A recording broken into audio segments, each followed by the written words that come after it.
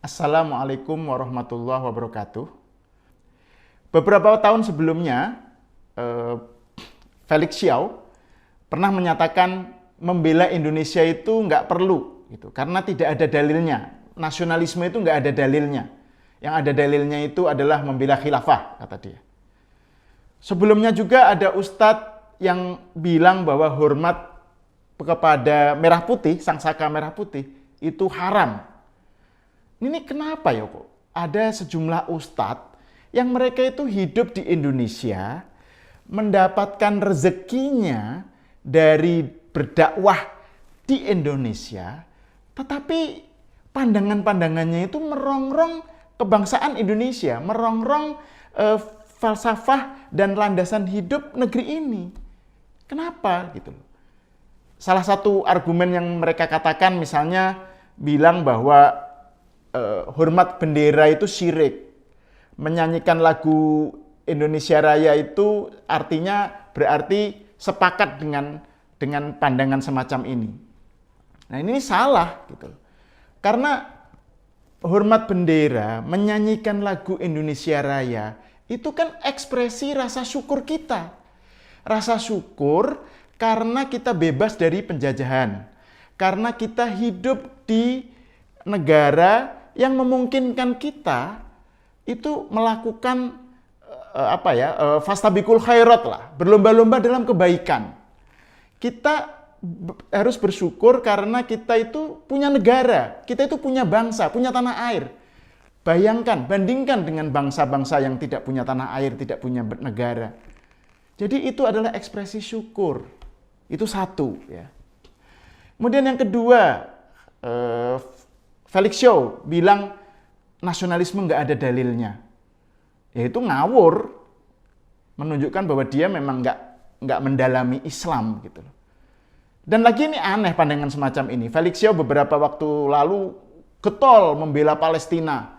Lah, Palestina itu dasarnya itu nasionalisme. Dasarnya itu adalah kebangsaan, bukan khilafah. Jadi Felix Xiao ini membela Palestina, padahal Palestina itu adalah dasarnya adalah kebangsaan, nasionalisme. Jadi ini sesuatu yang absurd gitu. Dan lagi pula menyatakan nasionalisme nggak ada dalilnya, cinta tanah air nggak ada dalilnya, itu juga menunjukkan bahwa dia itu betul-betul nggak paham Islam gitu. Coba aja lihat, misalnya ada kok sejumlah hadis yang menyatakan bahwa membela tanah air, cinta tanah air itu bagian dari sunnah Nabi. Memang perlu diingat ya, ada ungkapan yang populer ya, hubbul waton minal iman, cinta tanah air itu bagian dari iman. Itu memang bukan hadis, jadi itu hanya pernyataan ulama lah gitu ya. Tetapi spiritnya sebenarnya banyak yang kita bisa temukan dalam hadis gitu loh. Misalnya ada satu hadis yang menyatakan Nabi Muhammad itu kalau bepergian, itu begitu melihat dinding Madinah dari jauh nih, Nabi itu hatinya berbunga-bunga. Pengen segera nyampe kepada tanah airnya, kepada negaranya, gitu, Madinah. Gitu. Juga ada hadis lain, hadis sahih yang saya kira di Sahih Bukhari ini ya, diriwayatkan oleh Aisyah. An Aisyata qalat qadimnal Madinata wa hiya wabi'atun fastaka Abu Bakar wastaka Bilal falamma ra'a Rasulullah sallallahu alaihi wasallam syakwa ashabihi qala Allahumma ahbib ilainal Madinata kama habbabta Makkah au asyadda wa sahhiha wa barik lana fi sa'iha wa muddiha. Jadi suatu ketika Madinah itu dilanda pandemi gitu ya, wabah, terus banyak sahabat Nabi yang sakit. Abu Bakar, Bilal menderita sakit dan Rasulullah galau ya, sedih melihat para sahabatnya sakit. Terus beliau berdoa begini, ya Allah, Allahumma habib ilaina al-Madinata. Ya Allah, berikanlah rasa cinta kepada kami terhadap kota Madinah, kepada tanah air kami, yaitu kota Madinah. Kama habbabta Makkata. Sebagaimana dulu Engkau ya Allah memberikan rasa cinta kepada kami terhadap Makkah. Au asyadda, bahkan mungkin lebih hebat rasa cintanya kepada Madinah. Wasohiha, dan sehatkanlah Madinah. Bersihkanlah Madinah dari penyakit. Wa barik lana fi so'iha wa mudiha, dan berikanlah barokah dalam timbangan dan takaran perdagangan kami di Madinah. Ini sebuah bukti dalil yang betul-betul menyatakan betapa Nabi itu cinta terhadap tanah airnya, terhadap tanah tumpah darahnya. Selain hadis tadi, ada juga sebenarnya penjelasan dari kitab tafsir ya. Misalnya ketika para ulama menafsirkan An-Nisa ayat 66 ya. Salah satu potongannya kan ada awih ruju min diyarikum. Nah ini salah satu tafsir dari Syekh Wahbah Zuhaili. Beliau bilang gini, wa fi qoulihi ta'ala awih ruju min diyarikum isyaratun shorihatun ila ta'alluqin nufus al-basyariyah bibiladiha wa ila anna hubbal waton mutamakkinun fin nufus wa muta'alliqatun bihi. Jadi potongan ayat tadi itu menunjukkan adanya isyarat yang jelas tentang keterkaitan jiwa manusia, hati manusia kepada negaranya, kepada tanah airnya. Dan bahwa cinta tanah air, wa ila annal hubal watoni mutamakkinun fin nufus wa muta'alliqatun bihi. Jadi cinta tanah air itu memang melekat di dalam jiwa gitu. Karena li'annallaha subhanahu wa ta'ala ja'ala al-khuruja minad diyar wal auton mu'adilan wa muqorinan qatlan nafsi. Allah itu menjadikan cinta tanah air gitu ya, itu begitu hebatnya sampai kalau ada orang yang diusir dari tanah airnya, orang yang terpisah dari tanah airnya, itu sama pedihnya dengan bunuh diri. Mu'adilan wa muqorinan qatlan nafsi.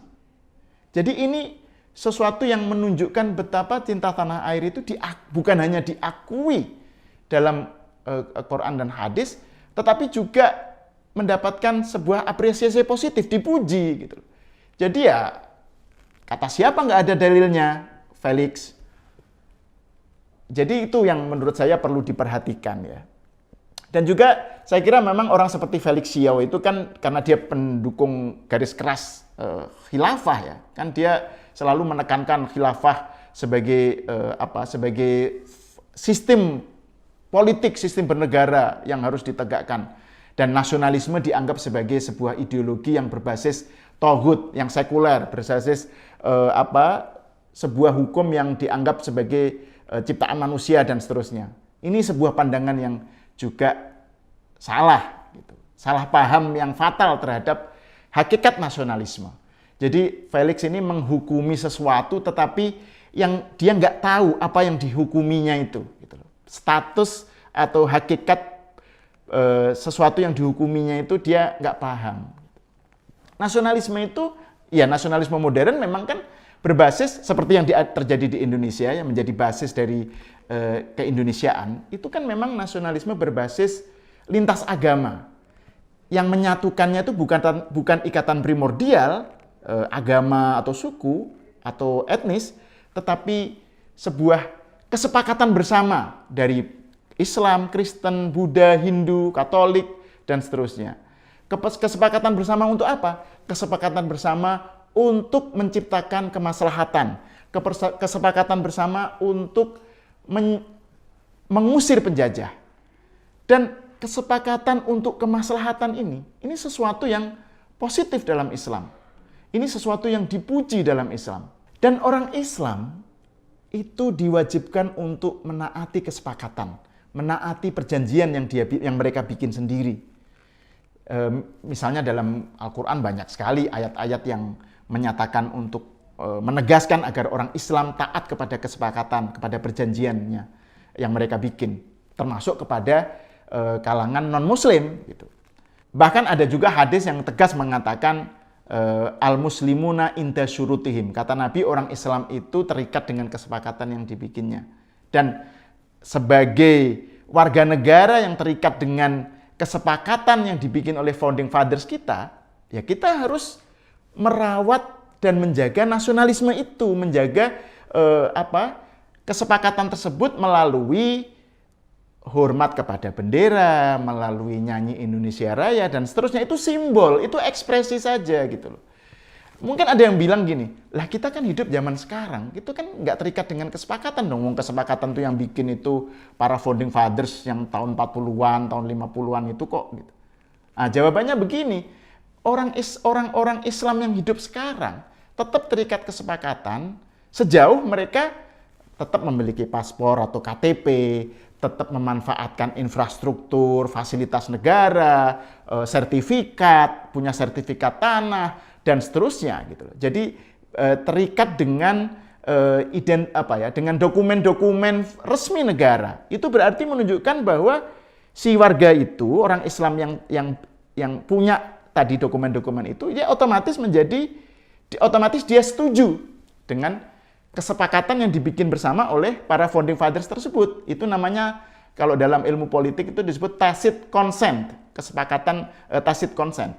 Jadi kalau para ustadz yang bilang bahwa kebangsaan Indonesia nggak ada dalilnya, yang nggak mau nyanyi lagu Indonesia Raya, yang mengharamkan hormat kepada Sang Merah Putih, buktikan dong, konsisten. Kalau memang mau seperti itu, ya silahkan aja, tetapi serahkan kewarganegaraanmu, cabut kewarganegaraanmu dari Indonesia.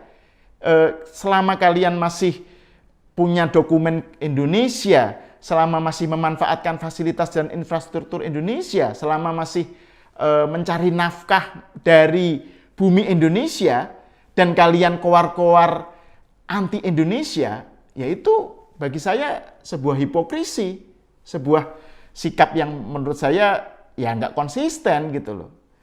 Dan juga gini ya, kan dalam cerita Nabi itu dikatakan bahwa Nabi mengusir sejumlah Bani Yahudi, kaum Yahudi di Madinah saat itu, Bani Qainuqa, Bani Nadir, Bani Quraidah, itu ingat ya, itu bukan karena agamanya. Jadi Nabi itu sebelumnya memang menjalin kerjasama dengan mereka, membuat kesepakatan dengan mereka, terus kemudian mereka diusir. Diusirnya itu kenapa? Bukan karena agamanya, karena mereka mengingkari kesepakatan. Mereka melanggar perjanjian yang dibikin bersama. Dan sebenarnya bukan hanya Yahudi kalau melanggar kesepakatan itu dihukum oleh Nabi. Orang Islam juga kalau melanggar kesepakatan akan dihukum oleh Nabi gitu. Jadi kesimpulannya, kalau para ustadz tadi, misalnya Ustadz Khalid Basalamah bilang nggak mau menyanyikan lagu Indonesia Raya, Felix Shaw bilang nasionalisme nggak ada dalilnya, terus ada lagi ustadz siapa gitu misalnya bilang hormat bendera itu merah putih itu haram, ya jangan di Indonesia lah, silahkan pergi dari Indonesia. Saya Ahmad Sahal, kita berjumpa lagi dalam episode berikutnya. Assalamualaikum warahmatullahi wabarakatuh.